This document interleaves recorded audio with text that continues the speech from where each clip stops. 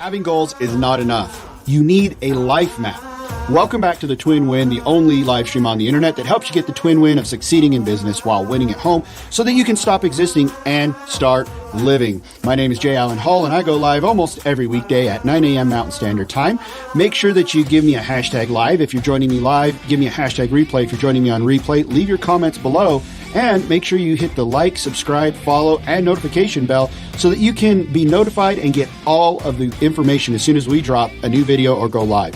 Now, today I want to talk to you about this concept that your goals really are no good without a life map. And you say, wait a minute, don't you talk about goals? Absolutely.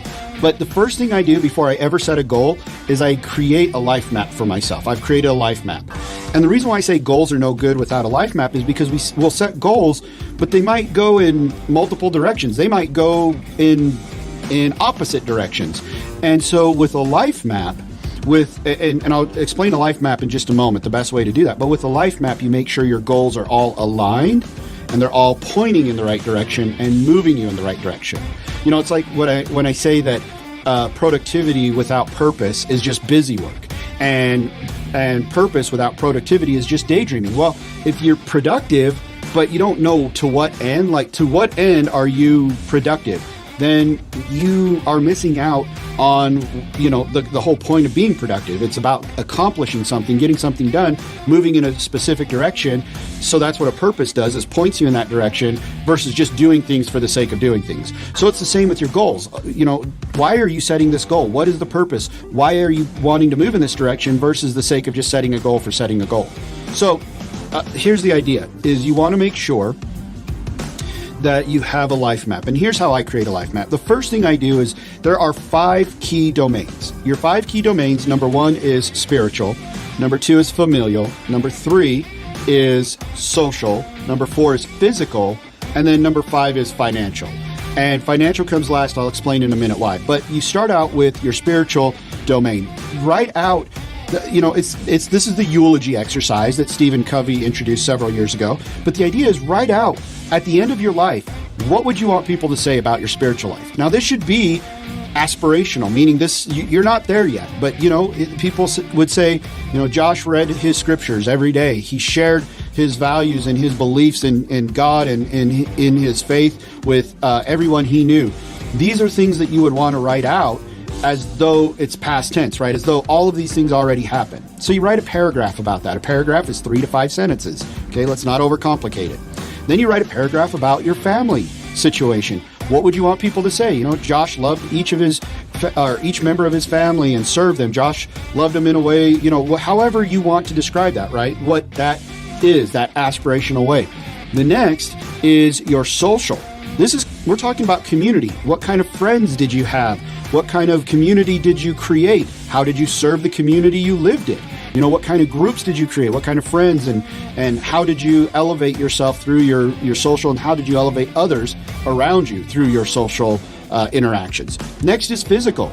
At the end of your life, this isn't about, Josh was a world-class Mr. Olympia bodybuilding athlete. No, this is about really, again, at the end of your life, how do you want people to have viewed the way you viewed your physical body?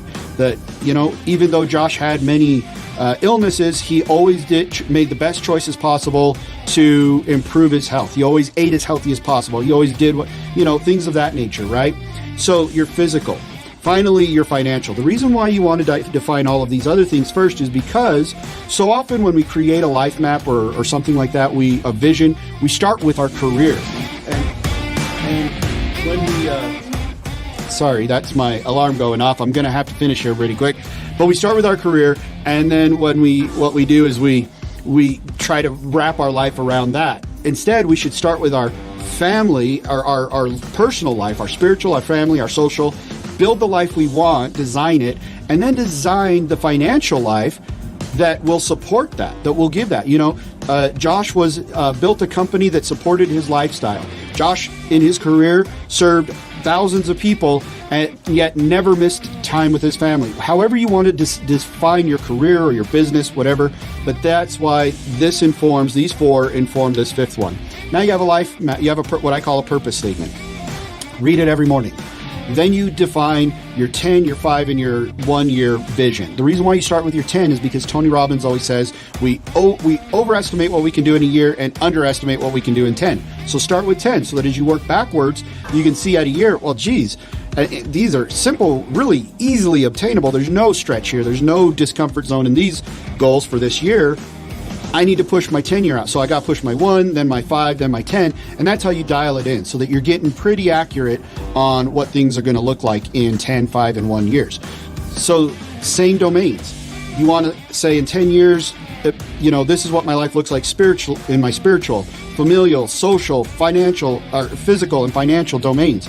But instead of writing it as though past tense, as though Josh is gone, and you write it as though you're right there on the 10-year mark and you're saying, I am reading my scriptures every day. I am attending church every week. I am serving in my church callings. I am with my family. I don't work more than 30 hours a week, so I spend every available moment with my family. So it's I am, I have, my business is, those types of things.